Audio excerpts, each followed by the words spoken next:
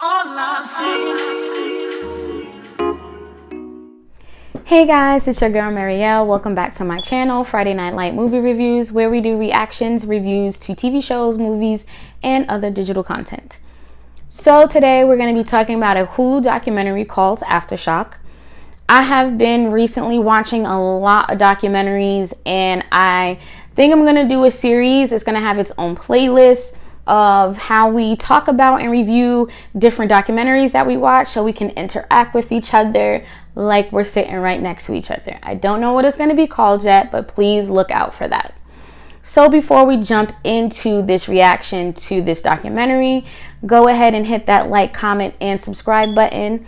Share this video with your friends and family, and come check me out and interact with me on my other digital platforms, Instagram, Twitter, Facebook, and TikTok.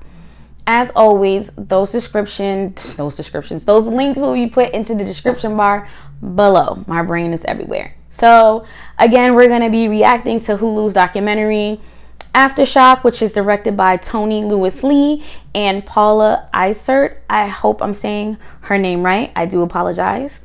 So this documentary follows Amari Maynard and Bruce McIntyre, whose partners died during childbirth complications, which were very preventable. We watch them bring about change and fight for justice for not only their partners, but for every Black and brown woman whose voices feel that are not heard.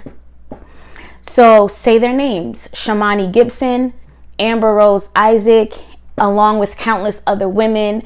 That these partners of these women are on the front lines, bringing forth change and opening up doors so women can go to a midwife or doula center versus a traditional hospital to give birth, just on the strength of the fear that they may not make it out alive to even be a mom, to even get to see their beautiful children. And that's a very sad thing. We watched a doctor named Neil Shaw go around trying to bring awareness to hospitals, talking to staff, advocates, and trying to shine a huge light on this epidemic of Black and brown women who are dying because of childbirth complications, because no one's hearing their voice. Like, they're always hushed. And Dr. Neil Shaw is trying to bring that change. And with all of that, he ends up partnering up with Bruce McIntyre and going to these little huddle meetings, walking through hospitals, walking through OBGYN facilities, just to make sure they understand the things that are happening to Black women every day, everywhere. We met a mom who lives in Ohio, and there is really no advocate. There's no midwife or doulas, and the particular place she was living in, Ohio, has an extremely high rate of Black women dying during childbirth or after childbirth.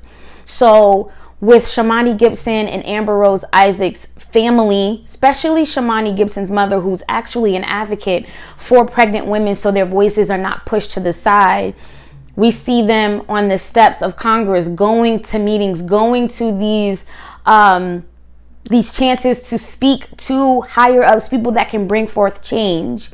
And seeing Amari Maynard raise his child with his family, but as a single dad, and who also is an artist. And because him talking about things that happened with his partner, he was introduced to Bruce McIntyre, who then was introduced to other men who feel like there's no outlet for them to talk about the pain that's happened, that they have to raise their children on their own, and how it's unfair to them that their partners don't get to cherish the things that they get to see every day while watching their children grow up.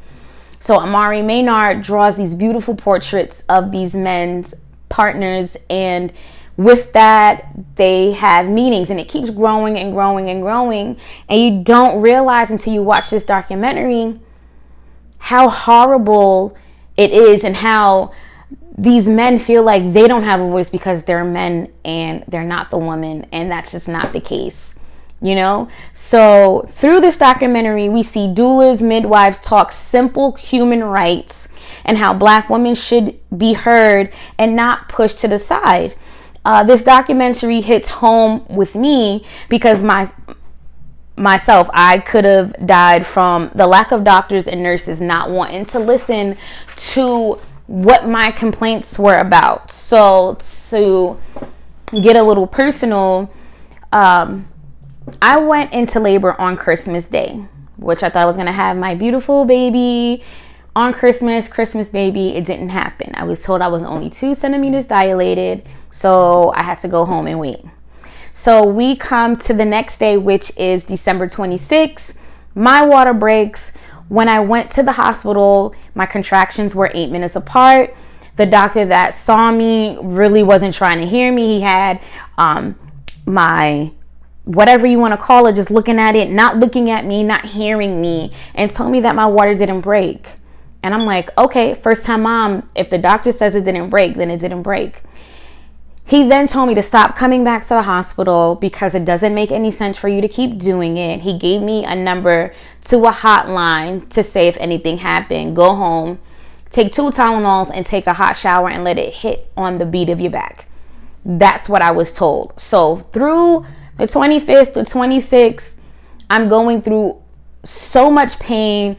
I'm scared. I'm sweating. I'm not sure what's going to happen. And at that point, my husband was like, you know what, forget it. We're going to go to a different hospital. By the time we did get to the hospital, my contractions were 1 minute apart. So it was just like, it's time to get this ball rolling. So as I am being checked in, I am told by the doctor that I lost all of my amniotic fluid, that my water did actually break, and it's been broken for over 24 hours. And she was kind of yelling at me like, why did I wait so long? And I'm like, okay, look, I told this doctor XYZ. He told me I was wrong. I don't know what's right and what's wrong, so I listened. And with that, I get to the hospital. They give me something that's called an amniotic fusion. So, I wouldn't have a dry birth. I had a bad reaction to the amniotic fusion. I passed out, and I had to be sent in for an emergency C-section where I wasn't awake. I was completely unconscious. My daughter was born. She cried for about 2 seconds and she stopped breathing. My daughter was on a ventilator for 3 days, and she was also in an incubator because they were a fear of jaundice in her breathing and her heart and everything, because she also developed a fever and an infection from this amniotic fusion.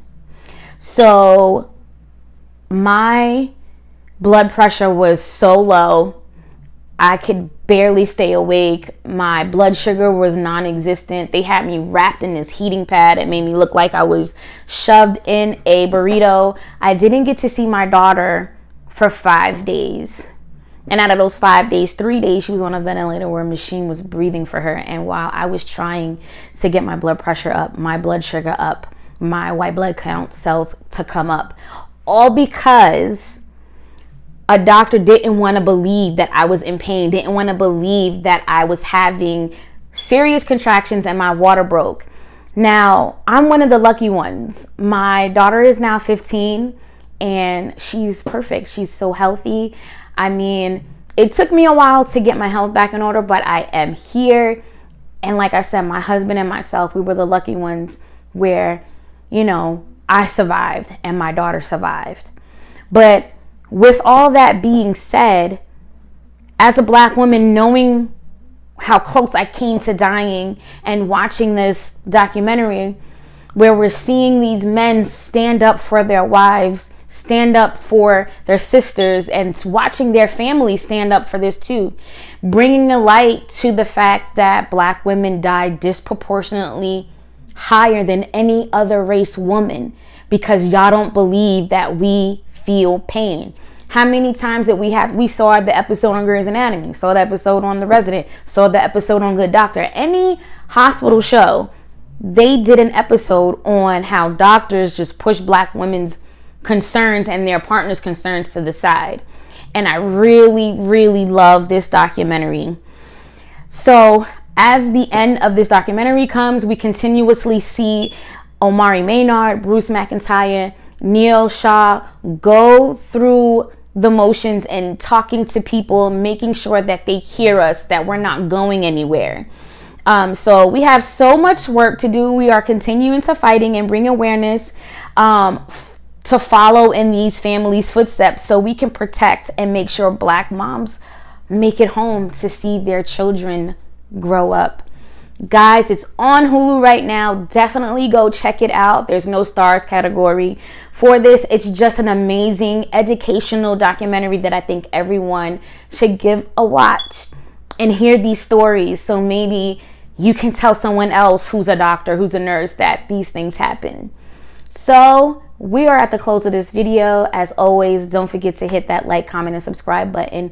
Leave me a comment. Tell me if you guys watched this documentary. And as always, be safe, be courageous, and I will see you guys in the next one. Bye, guys.